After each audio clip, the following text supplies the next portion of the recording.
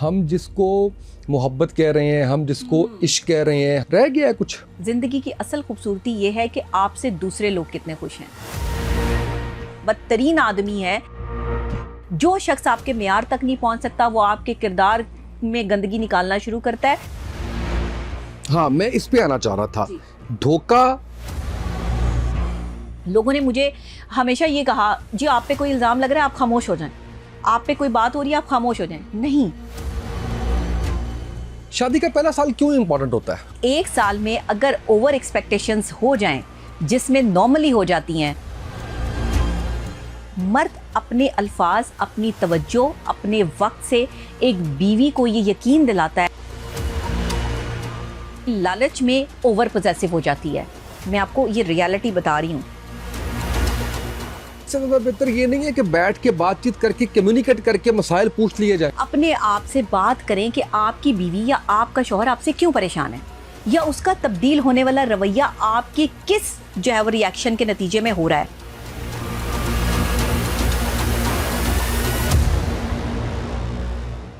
बिस्मिल्लाहिर्रहमानिर्रहीम, अस्सलाम वालेकुम। उसामा तैयब पॉडकास्ट में खुशामदीद। मैं उसामा तैयब और हमेशा की तरह मैं आज फिर बहुत ज़्यादा एक्साइटेड हूँ। तीसरा हमारा पॉडकास्ट है, नहीं चौथा हो गया। एक हमने बड़ा हंगामी बुनियादों पे किया था तो इसलिए शायद वो स्किप हो गया। डॉक्टर नबीहा अली ख़ान मेरे साथ मौजूद हैं। मैं हमेशा से ये बताता हूँ कि हमारा इस इज़्ज़त भरे ताल्लुक़ को 15 साल गुजर चुके हैं और हमने स्क्रीन शेयर की, हमने ईद शोज़ इकट्ठे किए और बहुत बहुत कमाल वक्त जो है वो गुजारा। हमने एक इदारे में काम किया। डॉक्टर नबीहा लाइफ कोच हैं, रिलेशनशिप कोच हैं, साइकोलॉजिस्ट हैं और काफ़ी ज़्यादा वायरल है। आपको ये तो पता ही है कि इनकी कोटेशंस, मुझे इतना अच्छा लग रहा होता है जब मुझे इनकी कोटेशंस लोग भेज रहे होते हैं, उसमें व्हाट्सएप में भेज रहे होते हैं। वो बड़ी खुशी होती है कि इतनी शानदार बातें कर रही हैं और इतना अच्छा काम कर रही हैं कि सोसाइटी के अंदर जो एक मिसिंग आप कह लीजिए कि एस्पेक्ट था, उसके ऊपर बड़ी बात की। तो आज भी हम कुछ रिलेशनशिप पे बात करेंगे, कुछ मैरिड लाइफ पे बात करेंगे और उसके बाद हम थोड़ा सा पेरेंटिंग पे बात करेंगे। ये 3 हमारे मौज़ूआत होंगे जो बहुत अहम है इस वक्त। मैं समझता हूँ कि 2025 के सबसे अहम जो टॉपिक्स हैं इस वक्त हमारी सोसाइटी को लेके, वो ये तीनों ही हैं। डॉक्टर नबीहा, बहुत शुक्रिया। कैसी हैं आप? मैं बिल्कुल ठीक हूँ उसामा। सबसे पहले तो आपका बहुत शुक्रिया, आपने इस चीज़ को एग्री कर लिया कि हमारा और आपका 15 साल का मीडिया का ताल्लुक़ है, और मीडिया का भी नहीं, हमारा जर्नलिज़म का ताल्लुक़ है। As a journalist, as an anchor person जो है वो पिछले 15 साल से आप भी और मैं भी इस फील्ड से रिलेटेड हैं और अल्हम्दुलिल्लाह हमने इकट्ठे एक चैनल में काम भी किया है। और हम प्रोग्राम्स, मेरा ख्याल है उस चैनल के प्रोग्राम हमारे बगैर नामुकम्मल होते थे।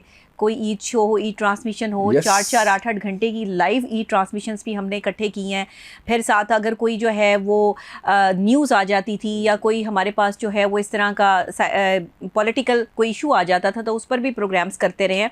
तो ये उन लोगों के मुंह पे तमाचा भी है कि जो लोग जो मुझे जर्नलिस्ट मानने से इनकार कर देते हैं, या जिनको ये अंदाज़ा नहीं है कि मैं कब से एंकर पर्सन हूँ।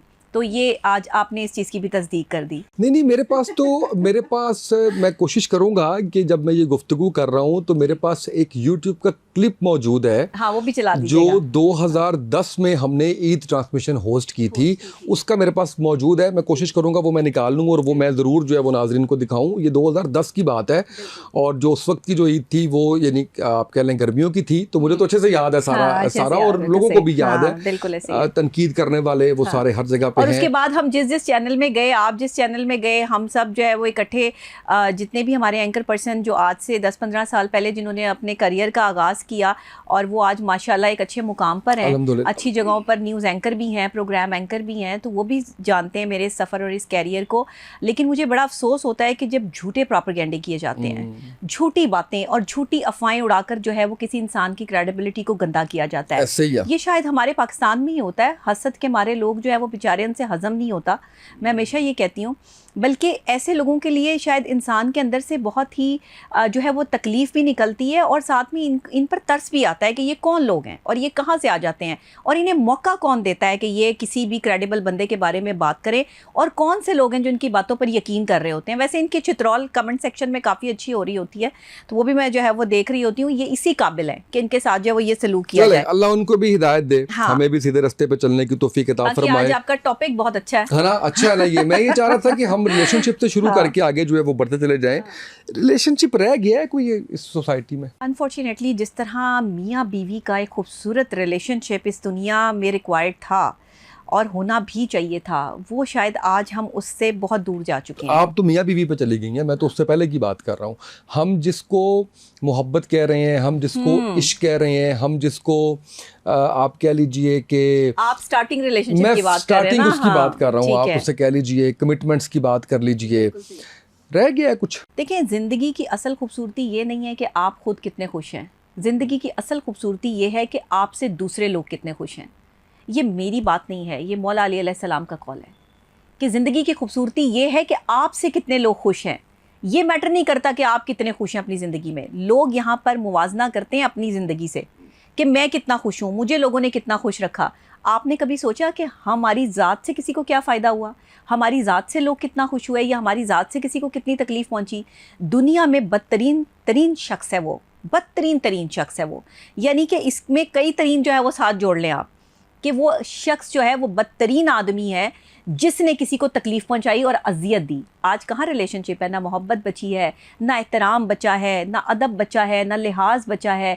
हर शख्स दूसरे की जो है वो क्रेडिबिलिटी को गंदा करने के लिए सबसे पहले उसके किरदार पर नुक्ताचीनी शुरू करता है। जो शख्स आपके मेयार तक नहीं पहुँच सकता वो आपके किरदार में गंदगी निकालना शुरू करता है और किरदार को गंदा करना शुरू करता है। ये वो शख्स है जो जहनी मरीज़ है। मैं इनको जहनी मरीज़ कंसीडर करती हूँ। ये मेरे नज़दीक बिल्कुल भी नॉर्मल लोग नहीं हैं। जो भी बैठकर किसी की किरदार कशी करे, मोहब्बत और प्यार और अखलाकियात की धज्जियाँ उड़ाए, ये शख्स इंसानियत या इंसान कहलाने के लायक ही नहीं है। इसमें इंसानियत तो बाकी है नहीं, इंसान कहलाने के लायक भी नहीं है, क्योंकि इंसान का पहला दर्स ये है, अशरफुल मखलूक़ात का दर्जा इंसान को दिया गया। तमाम जितने हशरात, जितने चरिंद परिंद, जितनी भी मखलूक़ात अल्लाह ने तश्कील दी, उन सब मखलूक़ात से अफजल किसको बना दिया? इंसान को। लेकिन इंसान ने क्या किया? इंसान ने अपने ही रिश्तों का कत्ल शुरू कर दिया, अपने ही भरोसे तोड़ने शुरू कर दिए, अपने ही एतमाद की जो है वो धज्जियाँ उड़ानी शुरू कर दी। ये इंसान जो है ये एतबार के काबिल नहीं है। इसीलिए हम इंसान दूसरे इंसानों पर एतबार नहीं कर सकते, क्योंकि चंद लोगों के गंदे जहन ने पूरे माशरे में, वो कहते हैं ना एक मछली सारे तालाब को गंदा करती है, ये वो गंदी मछलियां हैं जो सारे तालाब को गंदा करने पर तुली हैं। चंद लोगों का गंदा जहन जो है या गंदी ज़ुबान जो है वो पूरे माशरे में नफ़रत फैलाने का बाइस बन रही है। चंद लोग बोलते हैं, लेकिन उन चंद लोगों के बोलने से जो है वो असरात कई जगह पर मुरतब होते हैं। इसीलिए मैं हमेशा कहती हूँ कि ये जो चंद नेगेटिव लोग हैं इनको जो है वो पकड़ा जाए, इनको सूली पर लटकाया जाए, या इनके खिलाफ जो है वो ऐसी कार्रवाइयाँ अमल में लाई जाएं कि जो ना रिश्तों को समझते हैं, ना जो जिनके आगे जो है वो मोहब्बत की कोई कदर है, ना जिनके आगे अखलाकियात की कोई कदर है। हर इंसान दूसरे इंसान को धोखा दे रहा है। हाँ, मैं इस पे आना चाह रहा था। धोखा जेंडर बाइस्ड नहीं है। मेल फीमेल दोनों झूठ भी बोल रहे हैं, चीट भी कर रहे हैं, बिल्कुल कर रहे हैं, धोखा भी दे रहे हैं। ये ऐसा नहीं है कि मर्द या लड़का झूठ बोल के रिलेशनशिप में आ रहा है, ये ऐसा ही है कि लड़की भी झूठ बोल के रिलेशनशिप में आ रही है। बिल्कुल ऐसे ही है, बिल्कुल ऐसे आते हैं केसेस ऐसे, आते हैं, बिल्कुल आते हैं। फिर ज्यादा इल्जाम जो है वो मर्दों को क्यों जाता है? मर्दों को इसलिए ज्यादा इल्जाम जाता है कि मर्द बोलते नहीं है। मर्द खामोशी से अपने ऊपर लगने वाला हर इल्जाम जो है वो बर्दाश्त कर जाता है। लोगों ने मुझे हमेशा ये कहा, जी आप पे कोई इल्ज़ाम लग रहा है आप खामोश हो जाएं, आप पे कोई बात हो रही है आप खामोश हो जाएं। नहीं, क्यों खामोश हो जाएं? आप चोर हैं? आपने कोई जो है वो डकैती की है, या आपने कोई जो है वो किसी के साथ नाइंसाफ़ी की है? जहां आप गलत नहीं है वहां बोलें कि यहाँ मैं गलत नहीं हूँ। आपको साबित करना पड़ेगा कि आप जो है वो सही हैं। ये ज़रूरी नहीं है कि आप कहाँ, आप किसी की जो है वो क्रेडिबिलिटी को गंदा करने के लिए, या जो आपकी क्रेडिबिलिटी को गंदा कर रहा है, या मर्द या औरत जो है वो मर्द पर जो है वो इल्ज़ामात आयद कर रही है, तो मर्द को जो है वो औरत को ये बताना पड़ेगा कि वो सही है, वो गलत नहीं है। और अगर वो नहीं बताना चाहता तो रिश्ता ख़त्म हो जाएगा। बिल्कुल सही, बिल्कुल सही। अच्छा, हम क्योंकि पहले भी 2 पॉडकास्ट हमने काफ़ी ज़्यादा किए रिलेशनशिप पे, मैं थोड़ा सा आगे बढ़ता हूँ। हम अब आ जाते हैं मैरिड लाइफ पे। शादी का पहला साल क्यों इम्पोर्टेंट होता है? शादी का पहला साल इसलिए इम्पोर्टेंट होता है कि उससे आपकी इमोशंस जुड़ी होती हैं, उससे आपकी एक्सपेक्टेशंस जुड़ी होती हैं। आप एक दूसरे पर रिलाई बहुत ज़्यादा कर रहे होते हो। शादी नई हुई होती है, नया दौर का आगाज़ होता है, लोग भी आपको प्रोटोकॉल दे रहे होते हैं। हर बंदा आपके साथ जो है वो आपकी दावतों के सेशन शुरू हो जाते हैं। हर बंदा आपको जो है वो एक ऐसे डील कर रहा होता है जैसे आप कोई बहुत वीवीआईपी गेस्ट हैं। आपकी शादी हो गई तो मतलब आप बहुत वीवीआईपी हो गए। स्टार्टिंग के डेज़ में जो है वो रिश्तेदार ही ऐसे दावतें कर रहे होते हैं जैसे एक बहुत बड़ा जो है वो कोई मार्का सर करके 2 लोग आए हैं, उन्होंने शादी कर ली है, अच्छी बात है, खुश होना चाहिए, दावतों पे भी बुलाना चाहिए। लेकिन क्योंकि जब आप किसी को प्रोटोकॉल देते हैं तो वो उस प्रोटोकॉल की जद में आके अपने आप को उसी लेवल पर जो है वो कंसीडर करना शुरू करता है। आप किसी के घर दावत पर जाते हैं तो आप उसी तरह तैयार होकर और एक जो है वेल नोन पर्सनैलिटी की तरह आप एक सेलिब्रिटी होते हैं वहाँ पे। आप बेशक ही काम से बंदे हो, लेकिन अगर मियाँ बीवी की नई नई शादी हुई है तो वो किसी सेलिब्रिटी से कम नहीं होते। वो उसी तरह तैयार होते हैं, उसी तरह लोगों से बातें करते हैं, मिलते हैं, लोग उनके साथ तस्वीरें भी बना रहे होते हैं। नया शादीशुदा जोड़ा है, घर में जाते हैं तो जी नई दुल्हन आई है, और दुल्हन को देखने के लिए जो है वो लोग बहुत एक्साइटेड होते हैं। तो दुल्हन से ज़्यादा मैं कहती हूँ कि दुनिया में कोई भी बड़ा सेलिब्रिटी नहीं है। दुनिया जिस दिन जिसकी शादी होती है ना, जिस दुल्हन की शादी होती है, वो सबसे बड़ी सेलिब्रिटी होती है। दुल्हा भी हाँ। यस। और उनके कपड़े और उनके साथ तस्वीरें उतरवाना रिश्तेदारों का एक बड़ा अहम मरहला होता है। वो पूरा वीवीआईपी प्रोटोकॉल जो है वो दोनों को मिल रहा होता है। तो यही शादी का पहला साल होता है। शिकवे नाराजगी भी हो जाती है, मुझे स्टेज पे नहीं बुलाया, मुझे दूल्हा के साथ तस्वीर नहीं उतरवाई, इधर के रिश्तेदार उधर के रिश्तेदार वो कर। अच्छा, झगड़े भी इसी साल में सबसे ज़्यादा होते हैं। उसकी क्या 2 वजूहात जो मेरे ज़हन में आती हैं। एक ये कि ओवर एक्सपेक्टेशंस, नंबर 2 ये कि हमारे यहाँ पे ना बड़ा एक मिथ है ये वाला कि पहले साल चीज़ ही फैसला होना है कि खामद किन्ने बनना है तो बीवी किन्ने बनना है। ये बड़ा एक थोड़ा सा है, तो आप कह लीजिए कि कोई बहुत मुनासिब फ़िक्रा नहीं है, लेकिन ये अक्सर सुना है ख़वातीन को कहते हुए भी और मर्दों को कहते हुए भी। आपके इस बारे में क्या राय है? मैं सिंपल एक बात कहना चाहती हूँ कि जिससे मोहब्बत की जाती है या जिसके साथ आप रिलेशनशिप में आते हैं, जो आपका शौहर है या बीवी है, उससे आपका कोई मुकाबला नहीं है। सबसे पहले तो मुकाबलेबाजी से निकलें।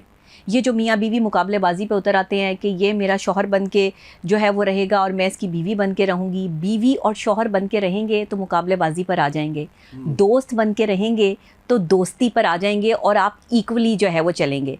मैं हमेशा समझदार बीवी जो होती है ना, याद रखिएगा, ये दोस्ती कैसे करनी है मैं बताती हूँ, दोस्ती कैसे करनी है। लेकिन जो समझदार बीवी है उसकी बात मैं बता दूँ, रिश्ता निभाने के लिए सबसे ज़्यादा रिस्पॉन्सिबल मर्द होता है। ठीक है। मर्द कैसे रिस्पॉन्सिबल है? मर्द अपने अल्फाज, अपनी तवज्जो, अपने वक्त से एक बीवी को ये यकीन दिलाता है कि वो उसका है और वो उस ही का है, किसी और का नहीं है। बीवी को सिर्फ ये एक यकीन चाहिए होता है कि शौहर मेरा है। वो इस यकीन के साथ जो है वो पूरी ज़िंदगी गुजार सकती है अगर उसे यकीन हो जाए कि ये सिर्फ मेरा है। मर्द यही यकीन दिलाने में नाकाम हो जाते हैं। बेसिकली जो प्रॉब्लम आ रही है वो ये है कि मैं तुम्हारा हूँ, ये अल्फाज तो कहे जा रहे हैं मगर मैं तुम्हारा हूँ ये अमल से साबित नहीं हो रहा। और वो कैसे होगा? ये अब दोस्ती की बात आ जाए। अब यहाँ पर मैं जो है वो दोस्ती के यहाँ पर जो है वो कोट करूँगी। सबसे पहले दोस्ती करने के लिए जुबान की मिठास जरूरी होती है। दोस्त आपका कभी भी आपकी जुबान की मिठास के बगैर दोस्त नहीं बनेगा। जब तक आप दोस्त की क्रेडिबिलिटी को क्रेडिबिलिटी नहीं समझेंगे, जब तक आप दोस्त को दोस्त नहीं समझेंगे, दोस्त की मोहब्बत नहीं रखेंगे, दोस्त की तारीफ नहीं करेंगे, दोस्त आपसे दोस्ती के लेवल पर नहीं आएगा। दोस्त को दोस्त के लेवल पे लाने के लिए उसकी तारीफ करनी पड़ती है, ठीक है, उसको अहमियत देनी पड़ती है, उसको समझना पड़ता है। मियाँ बीवी एक दूसरे को अहमियत सिर्फ 1 साल में देते हैं। उस 1 साल में अगर ओवर एक्सपेक्टेशंस हो जाएं, जिसमें नॉर्मली हो जाती हैं बीवियों की तरफ से ख़ास तौर पे, क्योंकि एक औरत जो है वो नई नई इस रिलेशनशिप में आई होती है, एक मर्द नया नया एक रिलेशनशिप में आया होता है। मर्द जो है वो, क्योंकि हमेशा से मर्द की जो एक ग्रोथ है ना वो इसी तरह हुई है कि तुम मर्द हो और तुम्हें बिल्कुल तकलीफ़ नहीं होती है, तुम्हें बिल्कुल किसी किस्म का खौफ नहीं आना चाहिए, तुम्हें बिल्कुल किसी किस्म के दर्द को महसूस नहीं करना चाहिए। तो वो अपनी तकलीफ़ें छुपा कर सिर्फ उस औरत को प्रोटेक्शन देने में लग जाता है। 1 साल में इतना प्रोटोकॉल बीवी को मिलता है कि या तो वो प्रोटोकॉल उसको जो है वो अच्छा लगना शुरू हो जाता है या वो उस प्रोटोकॉल के लालच में ओवर पोजेसिव हो जाती है। मैं आपको ये रियलिटी बता रही हूँ। इस पे ख़वातीन जो है वो शायद इस पर जो है वो वावेला करे, लेकिन मैं ये सच और हकीकत आपको बता रही हूँ। ख़वातीन को आप जितनी इंपॉर्टेंस देंगे वो आपके लिए उतनी ही इंपॉर्टेंट हो जाएंगी।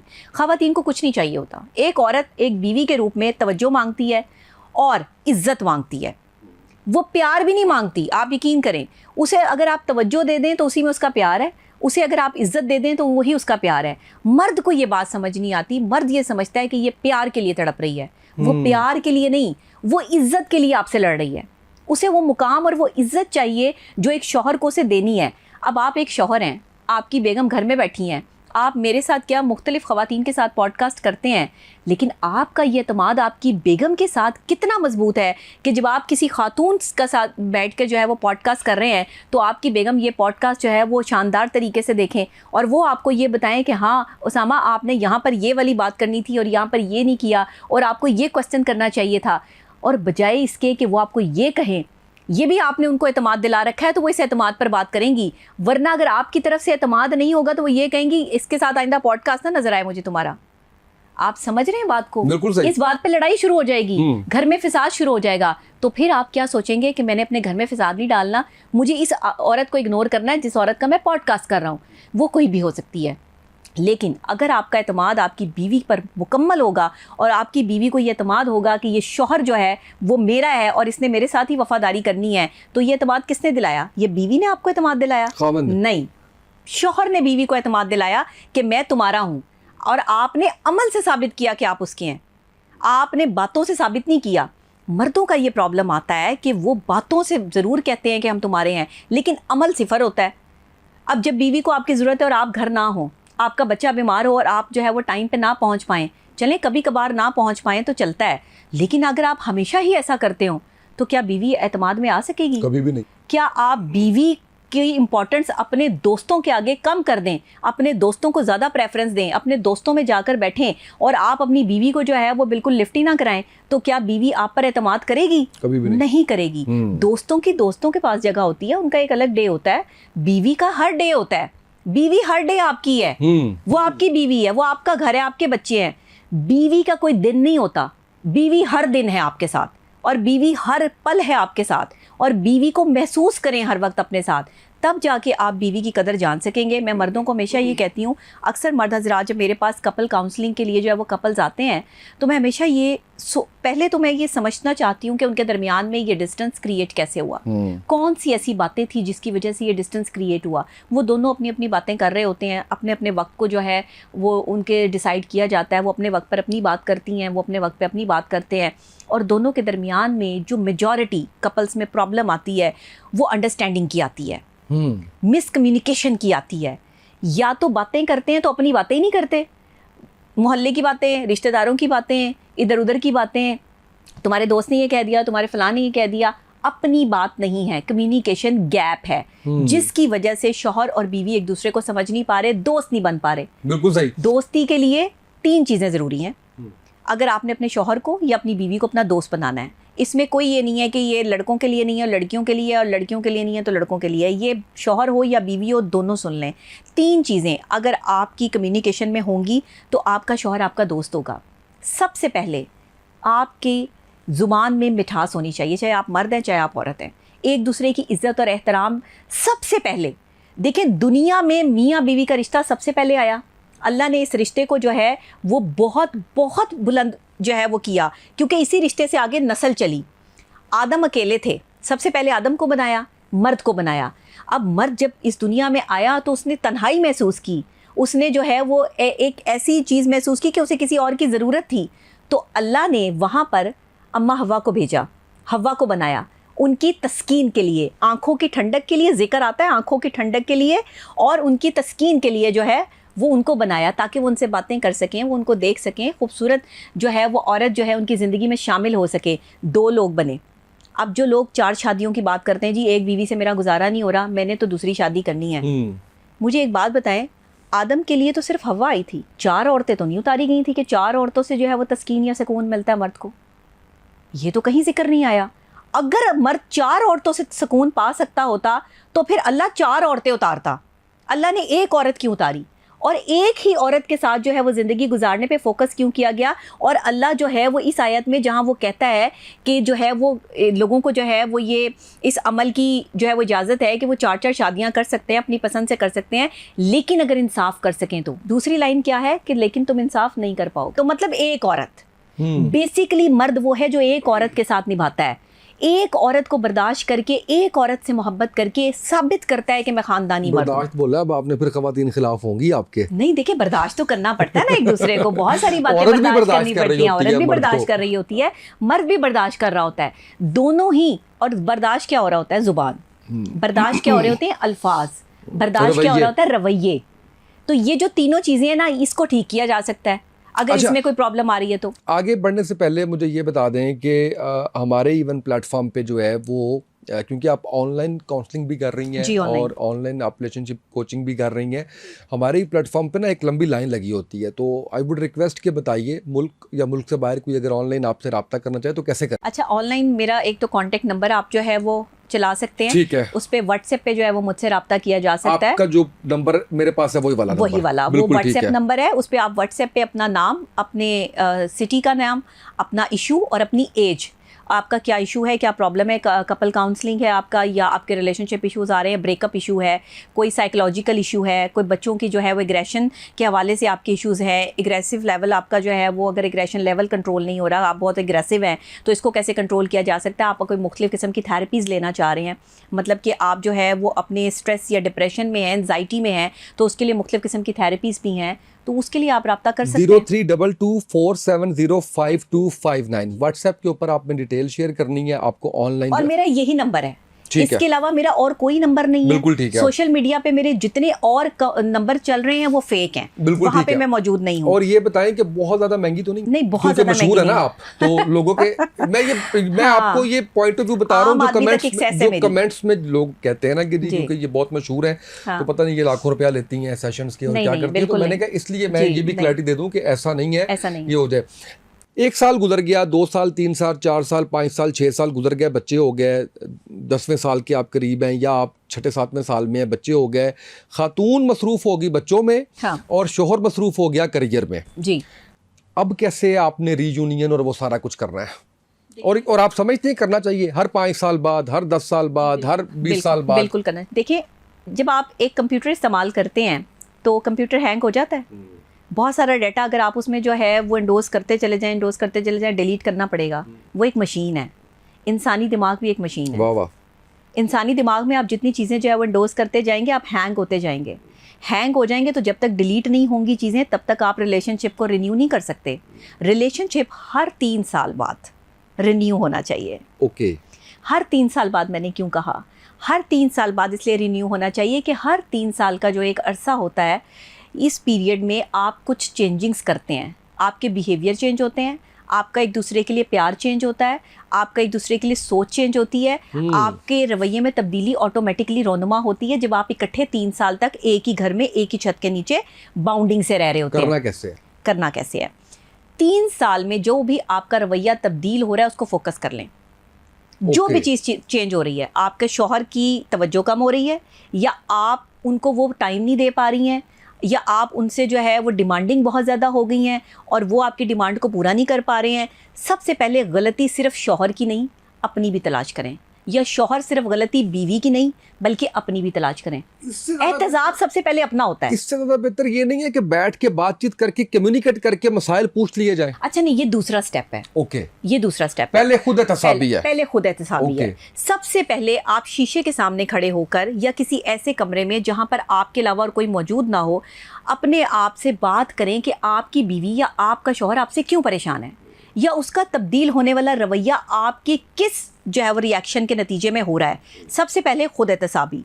दूसरी खास बात, जो दूसरी चीज़ है, फिर आप कम्युनिकेशन पर आ जाएं। ओके, सिटिंग करें उसके साथ, पूछें और बताएं, और अच्छा उसे चाय पे बुलाएं। ठीक है। अपने शौहर को या अपनी बीवी को, आप दोनों के दरमियान में जो है वो गैप है, प्रॉब्लम है, आप चाय पे बुलाएं जैसे आप मेहमान को बुलाते हैं। अच्छा, ऐसे ना हो जाए हाँ। उस सारे मामले के अंदर कि खामद कहे कि चलो आज हम ऐसे चलते हैं जैसे शादी से पहले डेट पे चलते थे, यस। तो वो क्या ठीक है, अच्छा 7 बजे फलां पार्क में तुम आ जाना, तो वो 7 बजे वहाँ पहुंच जाए और 8 बजे तक वेट करता रहे, और 8 बजे जब कॉल करे तुम आई नहीं, तो वो आगे से कहे अम्मी ने इजाजत नहीं दी।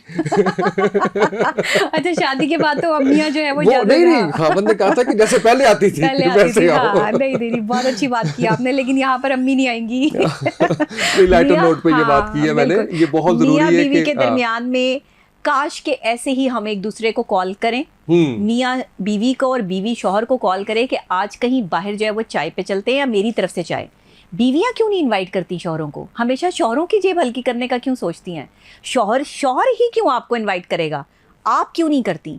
मैं तो अपनी जेब हल्की करती हूँ। और मैं तो जो है वो, अगर मेरे शौहर जो है मुझे कहते थे, कभी वो मुझसे नाराज़ हो जाते थे, तो मैं उनको जो है वो चाय पे बुलाती थी और मैं उनको खाने पे बुलाती थी कि आ जाए। मेरे तो 70% जो है वो बीवी ने गिफ्ट किया होता है। है ना? तो देखिए कितनी अच्छी बात है, ये अच्छी चीज़ें हैं। बीवियाँ जो शौहरों के लिए टाइम निकालती हैं, जो शौहरों के लिए जो है वो अपने हाथ से खाना बनाती हैं, ये आप बहुत बड़ी नेकी कमा रही हैं।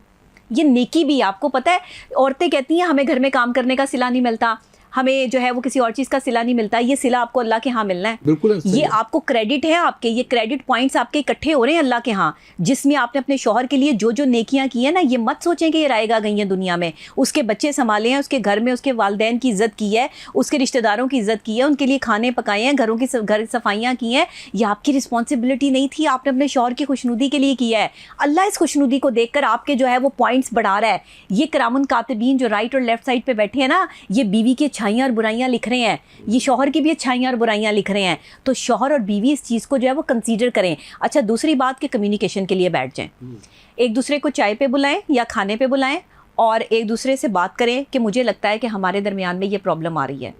बात कोई एक ही शुरू करेगा, जाहिर है वो आप सोच लें कि जिसको ज़्यादा तकलीफ़ है या जो ज़्यादा अजियत में है वो बात शुरू करे। और अगर दूसरा बंदा आपके बात सुनने के मूड में नहीं है तो बात को लंबी नहीं करनी। ख़वातीन क्या करती हैं कि बात को लंबा करके पेश करती हैं, मर्द ज़्यादा देर बात को जो है वो बर्दाश्त नहीं कर पाता। मर्द क्या करते हैं, शॉर्ट बात करते हैं। औरत कहती है कि इसने तो तफसीलन बात ही नहीं की, ये तो मुझसे बात करना ही नहीं चाहता। मर्द हमेशा जो है ना वो कंक्लूड कर देता है एक जुमले में अपनी बात। औरत जो है वो दूसरे तीसरे चौथे पूरा का पूरा पैराग्राफ उसको चाहिए होता है। औरतें मर्द की बात को कंसीडर करें और यहाँ पर आप जो है वो पहले अपने शौहर की बात सुनें। अगर आपने उसको चाय पे बुलाया है तो वो आपका मेहमान है, उस वक्त वो आपका मेहमान है, शौहर नहीं है। शौहर की जो जो प्रॉब्लम्स आ रही हैं आप उसको बताएं कि मुझे ये मसाइल आ रहे हैं, अब आप बताएं कि हम इसको कैसे हल कर सकते हैं। मुझे आप एक बात बताएं, ये जो दूसरा स्टेप है, इस दूसरे स्टेप के बाद ही बहुत सारे लोग जो है एक दूसरे के करीब आ जाएंगे। कम्युनिकेशन गैप है, आपस में एक दूसरे को बुलाते नहीं है, कई कई दिन नहीं बुलाते, कई कई घंटे नहीं बुलाते, आपस में एक दूसरे को जो है वो छोड़ देते हैं कि वो कहीं किसी और के पास जाकर जो है वो अपना टाइम स्पेंड करे।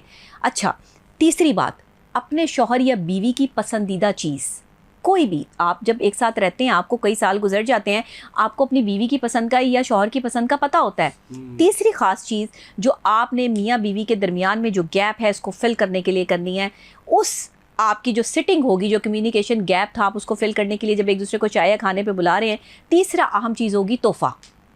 वो तोहफ़ा जो आपके शौहर को पसंद है या आपकी बीवी को पसंद है, अगर जो भी बंदा ज़्यादा तकलीफ़ महसूस कर रहा है वो उसके लिए लेके जाएगा। और ये एक्सपेक्टेशन नहीं कि दूसरा भी लेके आएगा, आपने खुद इंडिविजुअल ने, एक ने ये काम करना है, ठीक है। वो तोहफा जो है वो सबसे पहले जब आप टेबल पे, अच्छा सुन लें तो उसामा, आप सोचें, इमेजिनेशन करें, वो तोहफा देखकर ही उसका आधा गुस्सा ठंडा हो जाएगा। बाकी तो कम्युनिकेशन करने में आपको ऑलरेडी आसानी हो जाएगी। और फिर जब वो उसकी पसंद की चीज़ होगी और उसे पहले कहे कि इस तोहफे को खोलें, अगर वो ना खोलना चाहे तो उसको कहें कि एक दफ़ा खोल के देख लें, अगर आपको पसंद आता है तो अच्छी बात है, और अगर वो ना खोलना चाहे तो उसको ज़बरदस्ती ना करें। अगर आपका शौहर बहुत नाराज़ है आपसे या बीवी बहुत ज़्यादा नाराज़ है तो उस पर ज़ोर ज़बरदस्ती नहीं करनी, बल्कि वो जितना आपको जो है वो टाइम दे रहा है उसी टाइम में आपने फोकस करना है। अच्छा, कुछ लोग बहुत ज़्यादा जो है ना वो एरोगेंट टाइप होते हैं, अना आ जाती है, तकब्बुर में बहुत होते हैं। दूसरा बंदा उनके लिए कुछ कर भी रहा हो तो उनको समझ ही नहीं आ रही होती, वो कहते हैं ये जो है वो शायद इसकी कोई वैल्यू ही नहीं है, वह वैल्यू ही नहीं करते। अगर कोई बंदा सामने बैठे हुए आपको वैल्यू ही नहीं कर रहा तो आपको ये काम 2 से 3 दफ़ा अटैम्प्ट करना पड़ेगा। ये तीनों चीज़ें 2 से 3 दफ़ा अटैम्प्ट करना पड़ेगा। अगर 2 से 3 दफ़ा में आप फेल हो जाते हैं, वो शख्स सामने वाला आपको फिर भी वक्त नहीं दे रहा, फिर भी आपके साथ उसका अच्छा रवैया नहीं हो रहा, वो फिर भी अपने अना और तकब्बुर में है, तो फिर आप बड़ों को बिठाएं। फिर बड़ों की बारी आती है, फिर आप बड़ों को बिठाएं, उनको दरमियान में बिठा के जो है वो बात करवाएं कि इसको मसला क्या आपसे। बिल्कुल सही। वो साथ रहना भी चाहता है या नहीं रहना चाहता, या वो कौन सी बात है जो वो आपसे नहीं करना चाहता, हो सकता है किसी बड़े से करे, और बड़ा भी वो बिठाएं जिसकी बात वो मानता हो। बिल्कुल सही। शौहर या बीवी, बड़ा भी उसको बिठाए। देखिए, मैं ये सारी बातें काउंसलिंग सेशन में बताती हूँ, ये आपका पॉडकास्ट इंपॉर्टेंट है जिसमें मैं ये सारी बातें बता रही हूँ, वरना मैं ये बातें बताती नहीं हूँ इस तरह से। खैर दे। ये आपका पहला पॉडकास्ट है जिसमें मैंने ये सारी बातें जो है वो बताई हैं, वरना ये मेरे कपल काउंसलिंग सेशंस की बातें हैं जो मैं ऐसे ऑनर जो है वो नहीं करती कभी भी, लेकिन पता नहीं कितने लोग जो है वो फीस नहीं पे कर सकते, कितने लोग जो है वो मेरी फीस नहीं दे सकते होंगे, तो मैं ये अपनी फीस के चक्कर में जो है वो लोगों को तंग नहीं करती। मैं ये कहती हूँ कि मेरा जो काम है वो मोहब्बत है, बांटना है, जहाँ तक पहुँचे मेरा मैसेज, तो लोगों की आपस में जुड़ जाए, ये लोग आपस में बाउंड हो जाए। अच्छा, ये जो मैंने आपको चीज़ें बताई हैं, सिर्फ ये करने ही से जो है वो सब ठीक नहीं हो जाएगा, ये भी मैं आपको बता दूँ। सेशन पे आपको फिर भी आना पड़ेगा, और ये कंटिन्यू सेशंस जो वो चलेंगे। जब आप 6 सेशन से ऊपर जाते हैं तो आप एक दूसरे के लिए वैसे ही हल्के फुल्के हो जाते हैं, आपको समझ आनी शुरू हो जाती है। कपल काउंसलिंग का करने का भी एक तरीक़ेकार है। देखें, साइकोलॉजिस्ट तो बहुत हैं, क्लिनिकल साइकोलॉजिस्ट भी बहुत हैं, लेकिन जिस तरह डॉक्टर बहुत सारे हैं और शिफा किसी एक के हाथ में है, इसी तरह साइकोलॉजिस्ट और क्लिनिकल साइकोलॉजिस्ट भी बहुत हैं, लेकिन शिफा किसी के अल्फाज में है। ये शिफा होती है जो अल्लाह देता है। हम वो डॉक्टर हैं जो लफ्ज़ों से इलाज करते हैं। हमारे डॉक्टरेट की डिग्री को चैलेंज करना जो है वो आप कहीं भी जाके कर सकते हैं, क्योंकि हम ऐसे माहिर नफ्सियात हैं जिन्होंने इंसान की सिचुएशन और उसकी इमोशंस के साथ जो है वो बात करनी है। हम इंसान की इमोशंस को समझ के बात करते हैं, हमारे बिहेवियर, हम थेरेपी से बात करते हैं। तो मैं ये समझती हूँ कि दुनिया में सबसे बेहतरीन चीज़ आपका रवैया है, आपका बिहेवियर है। जब तक मियाँ या बीवी दोनों में से एक दूसरे के लिए बिहेवियर को ठीक नहीं करेंगे, और बिहेवियर कैसे बनता है? सोच से। सोच से बनता है आपका जो है वो रवैया, रवैये से बनती है आपकी शख्सियत, और शख्सियत से बनते हैं आप खुद। आप शौहर हैं या बीवी हैं, तो आपकी सबसे पहले जो गलती कहाँ आई? सोच में, कि आपने शौहर या बीवी के बारे में ये सोच लिया नहीं ये तो है ही गलत। अब जब दिमाग को मैसेज कन्वे कर दिया है ही गलत, तो आप उससे अगली स्टेप जो है वो ले ही नहीं पाएंगे। बिल्कुल सही। आपकी नज़रिए में तो आपका शौहर या बीवी गलत हो गया ना। हाँ, तो ऐसा ना करें। हर किसी, देखिए कोई भी परफेक्ट नहीं है दुनिया में, बेशक आपका शौहर हो या आपकी बीवी हो, जो गलती कर रहा है ना उसको समझाएं, उसको पहले समझाएं, उसको मौका दें कि वो अपनी गलती को सुधारे। हम क्या करते हैं, जो गलती करता है उसको फ़ौरन से सज़ा देना शुरू कर देते हैं, और सज़ा भी इतनी सख्त देते हैं कि मियाँ बीवी के दरमियान में कम्युनिकेशन गैप से लेके हर चीज़ का गैप आ जाता है। आपको पता है कि मियाँ बीवी का एक साथ बैठ के खाना भी जो है वो इससे भी अल्लाह खुश होते हैं। मियाँ बीवी एक दस्तरखान पर बैठे हैं, मोहब्बत से देखना भी सवाब है। कितनी कितनी छोटी छोटी चीज़ों के सवाब दे रहा है अल्लाह ताला, कि अगर एक शौहर जो है वो मोहब्बत से बीवी की तरफ देख रहा है तो इस पर भी सवाब है। अगर एक शौहर जो है वो अपनी बीवी को जो है वो इज़्ज़त और एहतराम दे रहा है, और तमाम लोगों से जो है वो ज़्यादा अगर आप इज़्ज़त अपनी बीवी को दे देंगे तो कोई मसला नहीं है। अपने माँ बाप के बाद सबसे इम्पॉर्टेंट जो है वो अपनी ज़िंदगी में अपनी बीवियों को, और आप औरतें जो हैं वो अपने शौहरों को रखें। देखें, समझदार बीवी जो होती है ना, ये बात याद रखें, समझदार बीवी अपने शौहर को हमेशा अपने से बड़ा दर्जा देती है। अच्छा, इस्लाम में भी देखें ना, अहम सबसे जो रिश्ता है वो खामद का है। हाँ। बीवी के लिए खामद से लोग ऊपर। कहते हैं आप खामिद की बातें क्यों करती हैं, आप मर्दों को प्रेफरेंस क्यों देती हैं? मैं मर्दों को प्रेफरेंस देती हूँ, अल्लाह ने दी है, अल्लाह ने दी हुई है, अल्लाह मैंने दी हाँ। देनी है मर्द को प्रेफरेंस। अल्लाह ने मुकाम दिया है मर्द को, अल्लाह ने जो है वो औरत से अफजल बनाया। अल्लाह ने कहा कि ये तुम्हारा जो है मुहाफिज है, ये तुम्हारा प्रोटेक्टर है। तो ये औरतें जो इसको डिनाई करती हैं, ये औरतें घर नहीं बसा सकती। अच्छा, अब मुझे ये बताएं कि हम थोड़ा सा अब आगे बढ़ते हैं, और मैं एक दफ़ा फिर से चाहूँगा कि मैं आपका नंबर अनाउंस करूं, क्योंकि मेरी टीम थक जाती है पर्सनल में आपका नंबर दे दे के। 0322470529 इस व्हाट्सएप पे आप अपना मसला बयान करके, और आप किसी भी हवाले से जहाँ पे आपको थेरेपी की ज़रूरत है, जहाँ पे आपको लाइफ कोच की ज़रूरत है, जहाँ पे आपको रिलेशनशिप कोच की ज़रूरत है, पेरेंटिंग की आपको ज़रूरत है, आप अपना मसला बयान करके आप व्हाट्सएप कर सकते हैं। टीम आपसे रब्ता करके तो डॉक्टर साहबा के जो सेशंस हैं उनको अरेंज कर देगी। अच्छा, अब हम अपने आखिरी उसके पोर्शन की तरफ आते हैं, क्योंकि बड़े डिटेल में आपने मैरिड लाइफ के मसाइल, उनका हल बता दिया, अल्लाह आपको जज़ाए खैर दे। और उससे पहले आपने रिलेशनशिप के जो मामला थे शादी से पहले के, वो आपने बयान कर दिए। अब बड़ा अहम नबीहा मसला है बच्चों की तरबियत का, जिसके ऊपर सबसे पहले मैं समझता हूँ कि हम लोग शामिल हैं बतौर माँ बाप, क्योंकि हमसे जो पहली जनरेशन थी उन्होंने तो अपना हक बखूबी सरअंजाम दिया। बदकिस्मती से आज न माँ के पास वक्त है, न बाप के पास वक्त है। जिन्होंने करना है वो कर रहे हैं। आज बच्चों की तरबियत कैसे करें? अच्छा, पहले मार का कंसेप्ट भी था, पहले डांट टपट का कंसेप्ट भी था, अब दोस्ती का कंसेप्ट आ रहा है। मैं इसके अगेंस्ट नहीं हूँ, लेकिन क्या इस दोस्ती का मतलब ये है कि बच्चा बदतमीज़ी करे, बच्चा अपने से बड़ों के साथ अदब से पेश ना आए, अपने से छोटों के साथ शफकत से पेश ना आए, ज़िद्दी बन जाए, ब्लैकमेलर बन जाए? ये वो सारे मसाइल हैं जो इस वक्त सोसाइटी फेस कर रही है। और अनफॉर्चुनेटली जन ज़ी, क्योंकि अब ऑफिस में भी आ गई है और काम करना शुरू हो गई है, तो उनके ज़्यादा मसाइल हैं। वो उनको इमोशनलेस कहा जाता है, उनको स्ट्रेट फॉरवर्ड होना भी कुछ गलत नहीं है, लेकिन आप समटाइम्स बिल्कुल जब इमोशनलेस होकर कोई बात कर रहे होते हो तो मैं सच्ची बात है कि मैं भी ऑफिस के अंदर बड़ा हैरान हो रहा होता हूँ कि एकदम चलते चलते एक बंदा जो है, आपने उससे कहा कि थोड़ा सा इम्प्रूव कर लो, ऐसे कर लो, तो एकदम ही वो चेंज हो जाता है कि ये मुझे शायद ये नो गो एरिया था, क्या नहीं। हालांकि हम अपने असातिज़ा की, आप बताएं ना, आप या मैं, हम अपने असातिज़ा, जब हमें मीडिया के जो असातिज़ा थे, आज भी मैं उनको सैल्यूट पेश करता हूँ कि यार ये लोग थे, वो इसार राना साहब थे, रेहान नज़र साहब थे, आतिफ अली साहब थे, हुमायूं सलीम साहब थे, ये वो लोग हैं जिन्होंने हमें सिखाया, हमें बनाया, तो हम तो आज भी इज़्ज़त करते हैं। तो आप क्या समझ रही हैं कि अब पेरेंटिंग टेक्निक्स बदल गई हैं, अब पढ़ना पड़ेगा, सुनना पड़ेगा, देखना पड़ेगा, अब रवायती पेरेंटिंग से काम नहीं चलेगा? क्या आपका पॉइंट ऑफ व्यू है? अच्छा, ये आपने बड़ा, ये जो लास्ट वाला आपका पॉइंट था ना, रिवायती पेरेंटिंग वाला, इसको मैं फोकस करूँगी। बाकी सारी बातें तो एक तरफ, इस वक्त में रिवायती पेरेंटिंग जो है ना वो नहीं चलेगी, क्योंकि जो इस वक्त जनरेशन जी है उसको कंट्रोल करने के लिए आपको उतना ही जो है वो अपने जहन को तेज़ करना पड़ेगा जितना उनके जहन तेज़ हैं। एक बच्चा पैदा होते ही जो है वो स्माइल तो करता ही है, लेकिन वो कुछ ऐसी हरकत भी करता है जिससे एकदम जो है वो पेरेंट्स खुद परेशान हो जाते हैं कि ये बच्चा इतना एक्टिव है और ये बच्चा इस तरह के जो है वो आंखों से इशारे भी कर सकता है और ये बात को इतनी जो है वो डीपली समझ भी सकता है। जो बच्चा पैदाइश के फ़ौरन बाद ही फौरी तौर पर जो है वो आपको रिस्पॉन्ड करता है और ऐसा रिस्पॉन्ड करता है कि जिसमें माँ बाप खुद जो है वो हैरान रह जाते हैं, तो इस जनरेशन को कम्पीट करने के लिए माँ बाप को अपने जहन को उतने ही लेवल पर तेज़ करना होगा। माँ बाप अपने लेवल पर रहते हुए बच्चों की पेरेंटिंग कभी भी सही नहीं कर सकेंगे, आपको उनके लेवल पर आना पड़ेगा। अच्छा, उनका लेवल क्या है? देखिए, ये लेवल भी माँ बाप ही मेंटेन करते हैं। जनरेशन जी जो है ये ज़्यादातर जो इनमें जो डिफरेंस आ रहा है, या पीछे जो हमारी जनरेशन है और इस वक्त की जो जनरेशन है उसमें जो डिफरेंस आ रहा है वो सब्र का आ रहा है।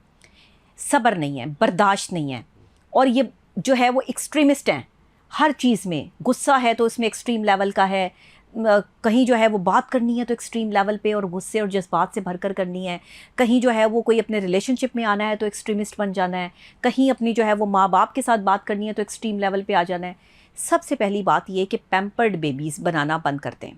वालिदैन को मेरा पहला मशवरा, बच्चे को बच्चों की तरह ज़रूर पालें, लेकिन एक पैम्पर्ड बेबी जो होता है जिसकी आप हर ख्वाहिश पूरा करने के लिए माँ बाप दिन रात एक कर देते हैं और उसको जो है वो कहते हैं ना तत्ती हवा नहीं लगने देते। पहले जो पेरेंट्स थे ना वो बच्चों को मट्टी में खेलना भी सिखाते थे और जो है वो वहाँ पर जो है वो उनको गिरने भी दिया करते थे। और आपने देखा होगा कि पुराने लोग जो वो कहते थे बच्चा गिर रहा है तो गिरने दो, उसको चोट लग रही है तो लगने दो, कोई नहीं, ये गिर के उठेगा, चोट लगेगी तो जो है वो ये बड़ा बच्चा बनेगा। आज की माँ मुझ समेत शायद ये सोचती है कि मेरे बच्चे को अगर ज़रा सी भी चोट लग जाती है तो मेरा बच्चा जो है उसको बर्दाश्त नहीं कर पाएगा। आप अपने बच्चे को पाल ही ऐसे रहे हो, लेकिन क्योंकि हमें अपने आप को तब्दील करना होगा, हमें जनरेशन जी के साथ जो है वो मूव ऑन करना है, आगे बढ़ना है, तो हमें क्या करना है कि हमें एक ऐसा पेरेंट बनना है जिसमें हमने बच्चे को अच्छा और बुरा सब समझाना है। सिर्फ अच्छा नहीं कि उसकी लाइफ में सब अच्छा हो रहा है। बहुत ज़्यादा तो जनरेशन जी जो है वो अपने स्कूल लेवल से सीख रही है। मैं आपको सच्ची बात बताऊं, ये स्कूल लेवल से जो चीज़ें उनको सिखाई जा रही हैं, वो दूसरे बच्चे जो जिस घरों से आए होते हैं उनसे जो सीख रहे हैं, जो वो अपने टीचर्स से सीख रहे हैं, ये कुछ डिफरेंट ही है। ये पहले स्कूलों में नहीं सिखाया जाता था। पहले आपको पता है कि स्कूलों में जो है फिजिकल एक्टिविटी बहुत ज़्यादा होती थी। इस वक्त जो है वो AI एक्टिविटी ज़्यादा है, आर्टिफिशियल इंटेलिजेंस का दौर है। बच्चों को जो है वो AI बना दिया है, बच्चों को रिबोट बना दिया है, बच्चे पढ़ते हैं, पढ़ के जो है वो फिर अपने जो है वो iPad पे या फ़ोन पर जो है वो आ जाते हैं और वहीं उनको काम और वहीं उनको होमवर्क और वहीं उनके ग्रुप और वहीं उनके रिलेशनशिप और वहीं उनकी दोस्तियाँ और चैट GPT और फलां जो है वो चीज़ें आ गई हैं, वहीं उन्होंने अपने आप को जो है वो उसके अंदर फोकस कर लिया है। सबसे पहले तो बच्चे को फिज़िकल एक्टिविटी की तरफ लेकर आएँ। पहली बात कि बच्चे को अच्छाई और बुराई दोनों की तरबियत देनी है। दूसरी ख़ास बात कि बच्चे के साथ आपने जो है फिज़िकल एक्टिविटी को ख़त्म नहीं करना। वालिदैन अपने ऊपर से टालने के लिए बच्चे को मोबाइल फ़ोन पकड़ा देते हैं। बच्चा स्क्रीन, छोटे बच्चे को आप स्क्रीन टाइम दे रहे हो, वो छोटे से ही जो है जो सीख रहा है वो तो उसके साथ स्क्रीन टाइम के साथ सेट हो जाएगा। जिस बच्चे के हाथ में आपने मोबाइल पकड़ा दिया, फिर आप उस बच्चे को जो है वो भूल जाएं, फिर वो जो देखेगा वो वही सीखेगा। बच्चे ज़्यादातर माँ बाप से नहीं, मोबाइल फ़ोन से, मुख्तलिफ वेबसाइट से, अपने कार्टून से और मुख्तलिफ जो है वो मूवीज़ से सीख रहे हैं और मुख्तलिफ ड्रामा से सीख रहे हैं। ये याद रखिएगा कि बच्चा जब भी सीखता है विजुअल से सीखता है। उसको नहीं पता कि इसके जो है वो नताइज क्या निकलेंगे या इसका जो है वो आपको इसका नुकसान क्या होगा। वो सिर्फ क्या देख रहा होता है कि उसे कलर्स नज़र आ रहे हैं, उसे एक्टिविटी नज़र आ रही है, और उस एक्टिविटी में आज जो सबसे बड़ी तबाही का बाइस बन रही हैं वो हमारी वो गेम्स हैं जिन्हें पाकिस्तान में बाकायदा लॉन्च किया गया है। इन गेम्स को लॉन्च करना, हमारी नौजवान नस्ल को बर्बाद करना, जहनी तौर पे मफलूज करना। बच्चे आज जितनी फिजिकल एक्टिविटी कर रहे हैं वो मोबाइल फ़ोन पर जो है वो सिर्फ 2 उंगलियां, उनके अंगूठे जो है वो हिल रहे हैं और इसके अलावा उनकी कोई एक्टिविटी नहीं है। कमरे में वो बंद हैं, लाइट उन्होंने डिम की हुई है, जबकि डिम लाइट में मोबाइल फ़ोन यूज़ करना आपकी आँखों का ज़िया है। ये भी जो है वो वालिदैन नहीं समझाते, बच्चों पर फोकस नहीं करते। तीसरी ख़ास बात, बच्चों को वक्त देना पड़ेगा। बच्चों के साथ आपको स्टोरी टेलिंग का सिलसिला स्टार्ट करना पड़ेगा। आपको बच्चों को बताना पड़ेगा कि पेरेंट्स बच्चों को कैसे पालते हैं, वो उनके लिए क्या क्या एफर्ट्स करते हैं। और अगर आप सिंगल पेरेंट हैं तो आपको अपने बच्चे को रियलाइज़ करवाना पड़ेगा कि आप कितनी मेहनत कर रहे हैं उसको बड़ा करने के लिए, और उसे थोड़ा थोड़ा करके, जैसे कि थोड़ी थोड़ी जो है वो आप उसको कोई खाने की चीज़ देते हैं और थोड़ा थोड़ा देते हैं ना, एकदम तो नहीं ठूस देते मुँह में, तो इसी तरह जहन में भी थोड़ी थोड़ी खुराक डाली जाती है।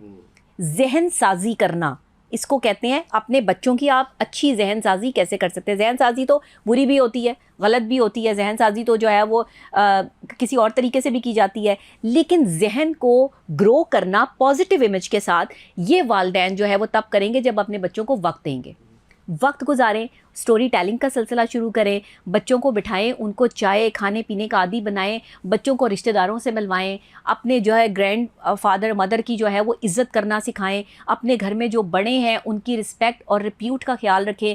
ये ना कहें कि तुम्हारी चची ये करती है, तुम्हारा फलां खाला ने ये किया, तुम्हारे फुप्पो ने ये किया, तुम्हारे।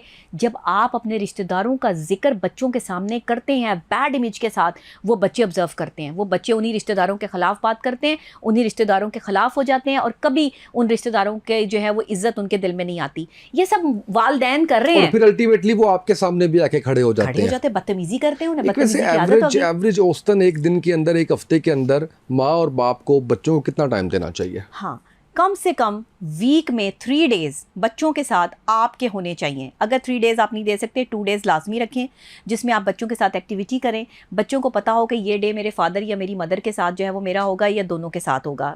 कोशिश ये करें कि मदर और फादर एक ही टाइम में बच्चों को वक्त दें, एक साथ बैठें, और कोशिश ये करें कि मर्द हजरात जो है ना वो बच्चों के सामने अपनी बीवी को इज़्ज़त दें, रिस्पेक्ट दें। बच्चे ज़्यादातर जिनका बैड इमेज होता है या बैड बिहेवियर होता है वो अपने वालिद साहब के बिहेवियर के साथ अटैच होता है।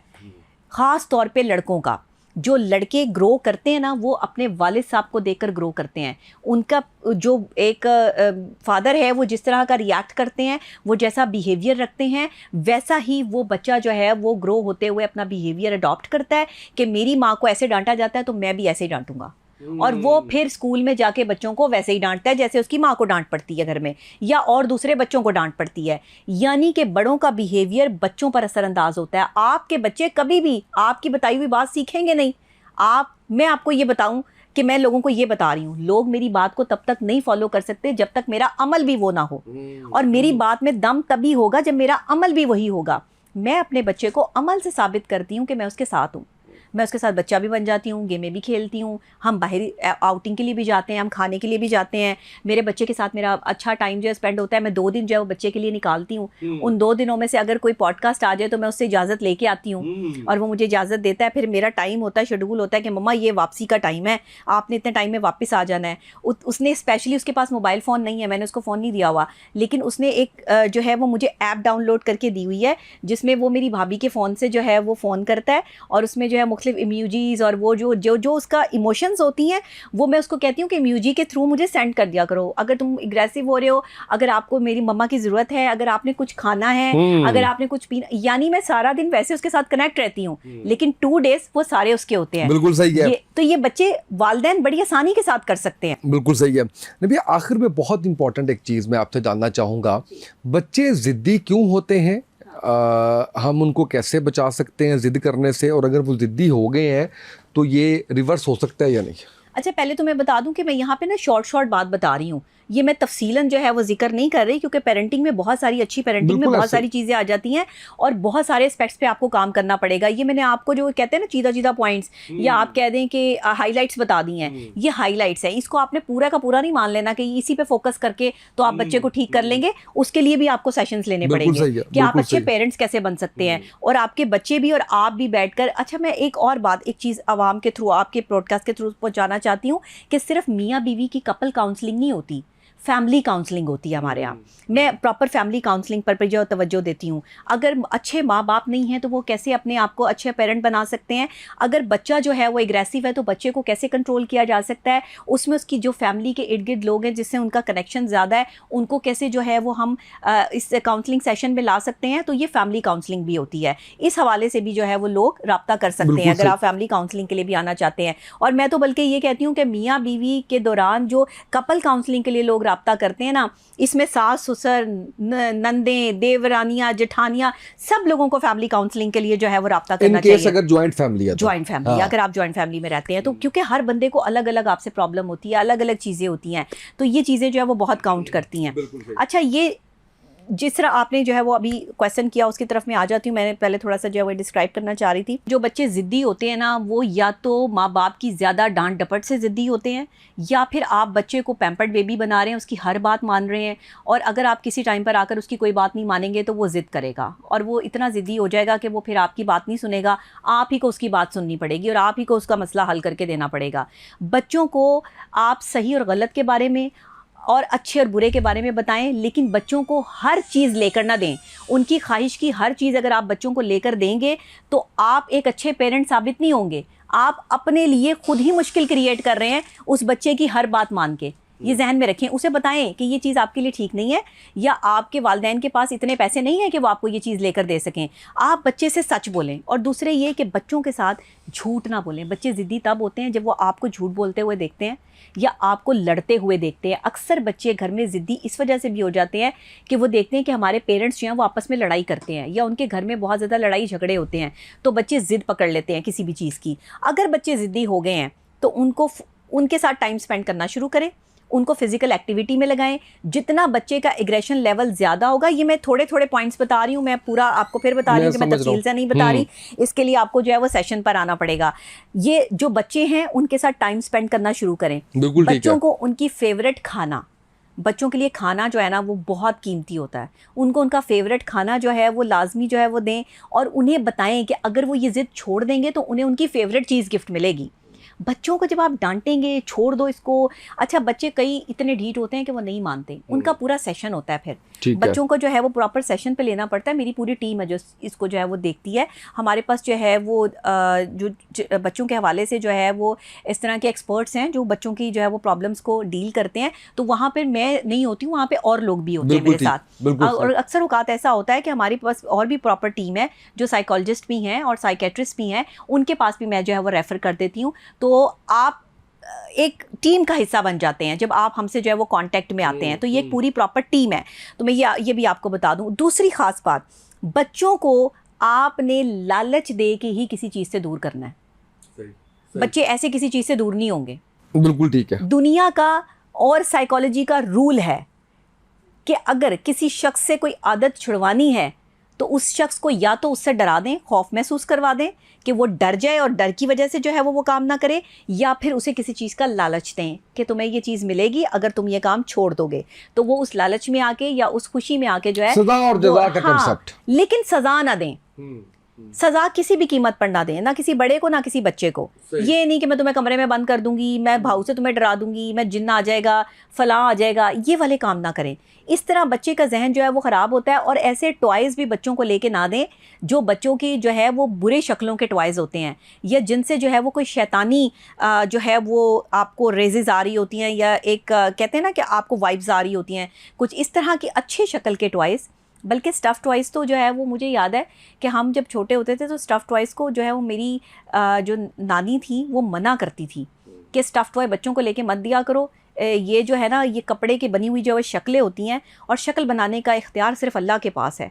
तो अल्लाह ही शक्ल बनाता है और अल्लाह ही शक्ल तख्लीक करता है, किसी इंसान के पास जो है वो ये इख्तियार नहीं है। तो ये जो कपड़े की गुड़ियाँ और कपड़े की शक्लें बनी हुई जो है वो मार्केट में चीज़ें बिकती हैं, ये घर में नहीं लानी चाहिए। इससे जो है वो नेकी के फरिश्ते नहीं आते, ये उनका कॉन्सेप्ट था, मैं उनकी बात बता रही हूँ। लेकिन आप अच्छे स्टफ़ टॉयज़ जो बच्चों को लेकर दें, जो बच्चे खुशी महसूस करें, कैट्स हैं ये, लेकिन बुरी शक्लों वाले टॉयज़ से परहेज़ करें। इससे शैतानियत का एक अंसर होता है, एक बैड एनर्जीज़ जो है वो आपके घर आती हैं। और बच्चों को कोशिश करें कि रेड कलर, येलो कलर और इस तरह के जो है वो टॉयज़ उनके लिए कलरफुल जो है वो होने चाहिए। कलर्स में उनको खेलें, ब्लैक कलर की चीज़ें उनको ना लेके दें, ड्राउनी ब्राउन कलर की चीज़ें जो है वो उनको ना लेके दें। जो भी जो है वो, अगर आपको जो है वो इस तरह की कोई स्टफ़ टॉयज़ मिलते हैं तो उनको आप निगलेक्ट करें, ग्रीन कलर में लेकर दें उनको चीज़ें, लाइट कलर्स में चली जाएँ। या अगर शार्प कलर्स में जाना है तो फिर आप इन 3-4 कलर्स को जो है इस्तेमाल कर सकते हैं। वाइट कलर के टॉयज़ उनको लेके दें, वो अच्छा है। बिल्कुल ठीक है जी। नबिया, थैंक यू सो मच, आप तशरीफ़ लेके आई और इतनी अच्छी अच्छी आपने बातें की, आपने गाइड किया। इसके बावजूद अगर कोई रब्ता करना चाहते हैं तो 0322470529 पे व्हाट्सएप कीजिए। जो भी चैलेंज फेस कर रहे हैं आप अपने घरेलू लाइफ के अंदर, बच्चों के हवाले से, रिलेशनशिप के हवाले से, आप इस नंबर पे अपना मसला बयान कीजिए। आपसे टीम रब्ता करके डॉक्टर साहिबा का टाइम अरेंज करके तो आपका सेशन जो है वो अरेंज कर दिया जाएगा। मुझे उम्मीद है कि आज काफ़ी कुछ ऐसा था जिससे आप लोग अपनी ज़िंदगी को बहुत अच्छा बना सकते हैं, आसान बना सकते हैं। और ख़ासकर मैरिड लाइफ को आप जिसे कहते हैं ना कि वो फूलों की सेज और उस तरह से आप कर सकते हैं। यूनाइट कीजिए अपने ताल्लुक़ को, रिन्यू कीजिए अपने ताल्लुक़ को। गुज़िश्ता जो आपकी सारी तलखियाँ हैं उनको भूल जाइए, एक नई शुरुआत कीजिए। अल्लाह आपका, हमारा, हम सब का, नबिया आपका हामी नासिर हो। आज के पॉडकास्ट से इतना ही, इजाज़त दीजिए। अल्लाह हाफ़िज़।